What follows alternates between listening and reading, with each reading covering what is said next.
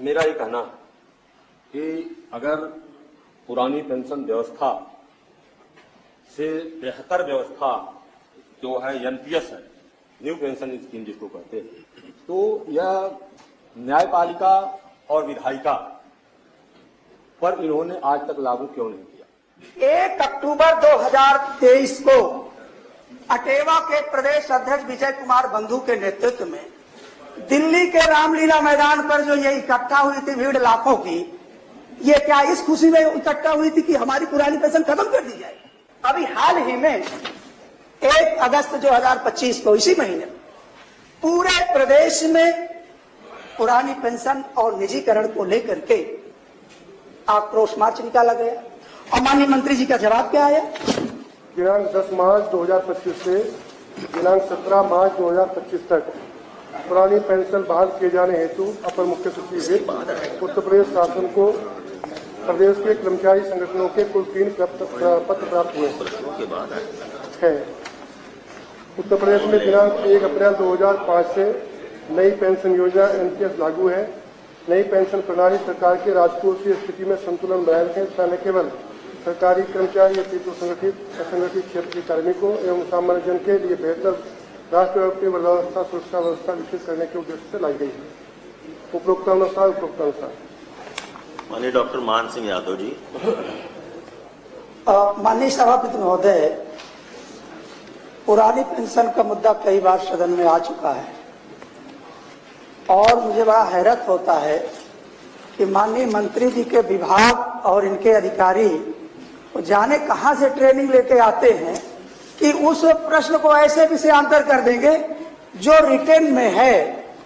मैंने सिर्फ यह पूछा था कि पुरानी पेंशन व्यवस्था खत्म करके जो न्यू पेंशन स्कीम लागू किया गया है, क्या कर्मचारी संगठनों में कोई आक्रोश है शिक्षकों में? आपने उसका जवाब नहीं दिया है। आप जवाब क्या दे रहे हैं कि सब कुछ बहुत अच्छा चल रहा है।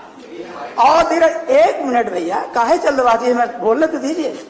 माननीय सभापति महोदय, मैं माननीय मंत्री जी से ये जानना चाह रहा हूं कि 1 अक्टूबर 2023 को अटेवा के प्रदेश अध्यक्ष विजय कुमार बंधु के नेतृत्व में दिल्ली के रामलीला मैदान पर जो ये इकट्ठा हुई थी भीड़ लाखों की, ये क्या इस खुशी में इकट्ठा हुई थी कि हमारी पुरानी पेंशन खत्म कर दी जाए। माननीय सभापति महोदय, 26 सितंबर 2024 को पूरे प्रदेश में पुरानी पेंशन की मांग को लेकर के जन आक्रोश रैली निकाली जाती है। किस खुशी में निकाली जाती है कि आप पुरानी पेंशन समाप्त कर दीजिए। यह उत्सव हम मना रहे हैं। माननीय सभापति महोदय, अभी हाल ही में 1 अगस्त 2025 को इसी महीने पूरे प्रदेश में पुरानी पेंशन और निजीकरण को लेकर के आक्रोश मार्च निकाला गया और माननीय मंत्री जी का जवाब क्या आया। माननीय मंत्री जी का जवाब आया कि प्रदेश में 1 अप्रैल 2005 से नई योजना लागू है पूरा एनपीएस और नई प्रणाली सरकार के राजकोषीय स्थिति में संतुलन बनाए रखने तथा न केवल सरकारी कर्मचारी अपितु संगठन असंगठित क्षेत्र के कार्मिकों एवं समान जन के लिए बेहतर राष्ट्रव्यापी वृद्धावस्था सुरक्षा व्यवस्था विकसित करने के उद्देश्य से लाई गई है। और प्रश्न मेरा क्या था, क्या पुरानी पेंशन बहाल न किए जाने के कारण कार्मिकों में सरकार के प्रति भारी रोष है।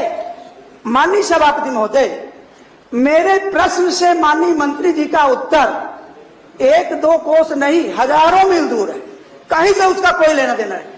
माननीय मंत्री जी, माननीय सभापति, आपको दिख रहा है ना माननीय सभापति, लेकिन उन्होंने उनको जो माननीय सभापति महोदय, लोक कल्याणकारी राज्य व्यवस्था में हर कार्य को हानि लाभ के चश्मे से नहीं देखा जाता। माननीय सभापति महोदय, आपका जो शिक्षा है, मुझे लगता है विश्व के सभी राष्ट्र इस पर सहमत होंगे कि दुनिया में इससे बड़ा, इससे अच्छा निवेश कहीं नहीं है। आप शांत रहिए। आप उस व्यवस्था को नहीं, आप जो अपने जो कर्मचारी शिक्षक अनुपूरक पूछिए, जो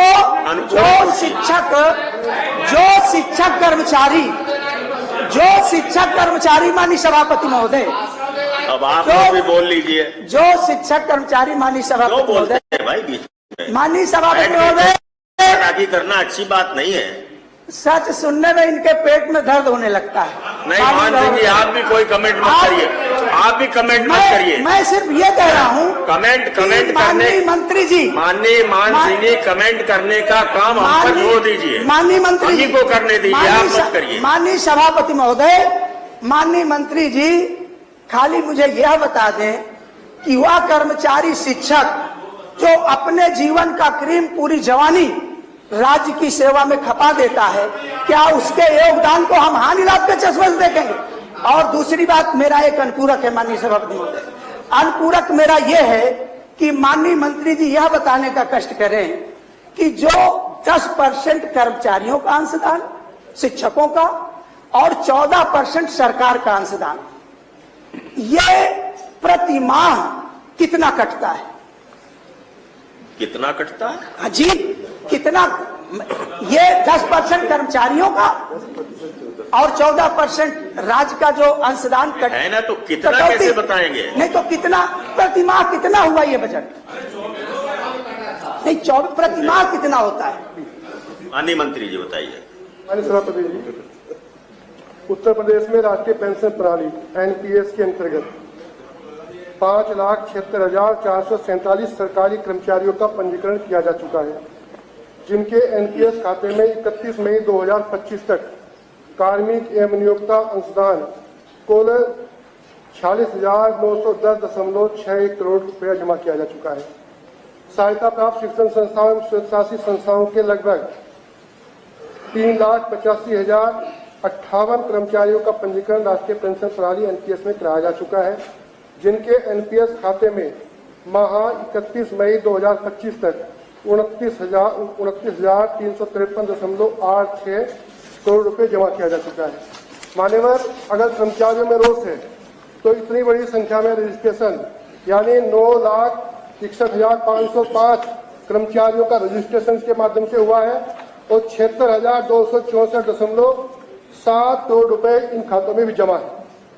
मान्यवर, किस बात का रोष है? रोष तो केवल आप लोगों के दिमाग में है। और मान्यवर, यही एनपीएस लागू हुआ था इनकी सरकार में 2004 में, और उसके बाद 5 वर्ष सत्ता में ये रहे 2002 से 2007, और 2012 से 2017 ये लोग रहे, कुछ भी इस संबंध में कर नहीं पाए। हम लोगों ने, सरकार ने अलग अलग संशोधन करके कर्मचारियों का हित बिल्कुल अहित न हो, इस पर पूर्ण रूप से काम किया है। सरकार कर्मचारियों में कोई रोक नहीं। ठीक है।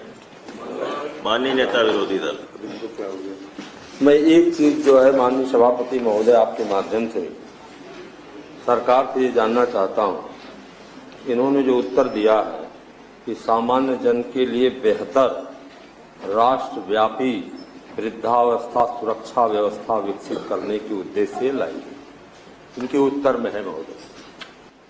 मेरा ये कहना है कि अगर पुरानी पेंशन व्यवस्था से बेहतर व्यवस्था जो है एनपीएस है, न्यू पेंशन स्कीम जिसको कहते हैं, तो यह न्यायपालिका और विधायिका पर इन्होंने आज तक लागू क्यों नहीं किया? केवल कार्यपालिका पर इन्होंने लागू किया गया। और दूसरा एक प्रश्न है, एक प्रश्न का हमें उत्तर दे दें। और दूसरा प्रश्न हमारा ये है कि एनपीएस के जो पैसे खाते से कटे, चाहे सरकार के और चाहे उपभोक्ता के जो है कर्मियों के जो है, तो इनके पैसे आज तक, जिस पर हम लोग कई वर्षों से इस बात को सदन में उठा रहे हैं कि वो पैसे एनपीएस के उनके खातों में पोस्ट जो है अभी तक नहीं हो पाए। क्यों नहीं हो पाए? दो चीज का खाली उत्तर। ठीक, माननीय मंत्री जी। मान्यवर सभापति जी, ये एनपीएस इन्हीं के समय में लागू हुआ था, तब इन्होंने क्यों छोड़ दिए? लोग उन सबको लागू करना चाहिए था। और इन्होंने लागू किया, जमा किया, हमने जमा किया है। मैंने अभी बताया, लेने दीजिए मंत्री जी को। मैंने अभी बताया है 76,76,264.47 करोड़ रुपए इन कर्मचारियों के खाते में जमा है। अगर कहीं कोई संदेह होगा, हेलो, आप ये सारा जो है आपको उपलब्ध कितना बकाया है उसका कोई रिकॉर्ड है आपके पास? मैंने बता दिया आपके पास जिसमें जमा। नहीं उन्होंने माननीय नेता विरोधी दल सुनिए सर, उन्होंने जो जमा किया वो बता दिया। आप बताइए ना कि क्या कमी है उसमें। नहीं सुनिए सर, मैं बता रहा हूँ आपसे। हाँ। पहली चीज कि हमारे पहले प्रश्न का इन्होंने उत्तर बिल्कुल नहीं दिया। हाँ। मैंने ये पूछा, पहले प्रश्न हमने अनुपूरक प्रश्न जो पूछा था, हाँ हाँ आपने कि क्या पूछा जो था। है एनपीएस अगर बेहतर व्यवस्था थी या है, सरकार मानती है, तो न्यायपालिका और विधायिका में लागू क्यों नहीं किया गया? एक बात भाई माननीय नेता भाई, बहुत विरोधी दल बढ़िया व्यवस्था अगर है, सरकार तो कार्यपालिका पर ही लागू कार्यपालिका, करेगी। न्यायपालिका, विधायिका, 3 हमारे अंग हैं।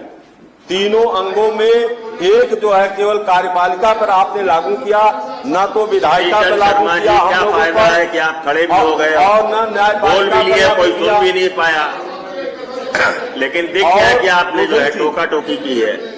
दूसरी चीज, इस पर आपका कोई उत्तर नहीं आया महोदय। और दूसरा प्रश्न हमारा यह है कि जो आप आंकड़ा दे रहे हैं कि इतना पैसा हमने खाते में जमा कर दिया, क्या अब संपूर्ण पैसे जमा हो गए, 100% का आपका रिकॉर्ड है, या पैसे और जो है जमा होने हैं? इसका बता दीजिए। माननीय मंत्री जी, अगर आप पास जानकारी हो तो बता दीजिए।